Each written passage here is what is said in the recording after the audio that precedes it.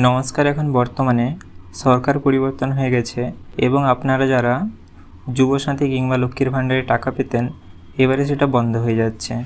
যুবসাথী কিংবা লক্ষ্মীর ভাণ্ডার এই দুটো স্কিম হচ্ছে তৃণমূল কংগ্রেসের, কিন্তু এগুলো পশ্চিমবঙ্গ সরকার দিত, এটা ঠিকই, কিন্তু এখন বর্তমানে এই স্কিমগুলো আর আপনারা পাবেন না। এর বড় কারণ হচ্ছে এখন বর্তমানে বিজেপি সরকার গঠন হচ্ছে আমাদের পশ্চিমবঙ্গে।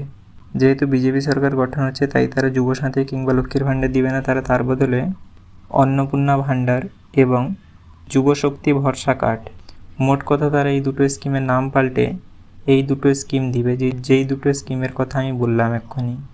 এবং আপনারা জানেন এই দুটো স্কিমের টাকাও ডবল হয়ে গেছে। যেমন যুবশক্তি ভরসা কার্ডের হচ্ছে 3,000 এবং অন্নপূর্ণা ভাণ্ডারে হচ্ছে 3,000। তো এইবারে কথা হচ্ছে আপনারা এই টাকাটা কবে থেকে পাওয়া শুরু করবেন।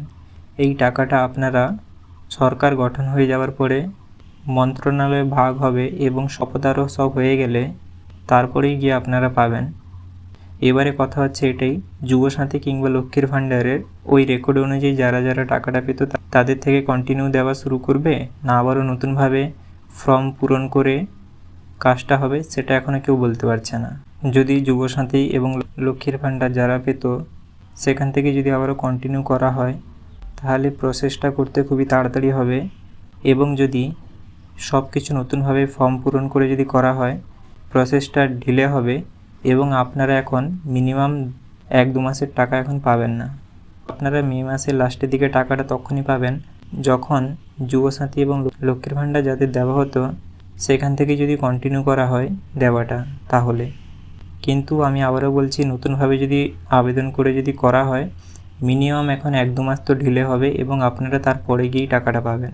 আমার এমনটা মনে হয়। এবং আপনাদের কাদের কি মনে হচ্ছে আপনারা সেটা কমেন্টে জানাতে একদমই ভুলবেন না। এইটুকুই আপনাদের বলার ছিল। পুরো ভিডিওটা দেখার জন্য আপনাদের অনেক অনেক ধন্যবাদ। ভিডিওটা যদি আপনাদের একটু ভালো লেগে থাকে তাহলে লাইক এবং সাবস্ক্রাইব করতে ভুলবেন না।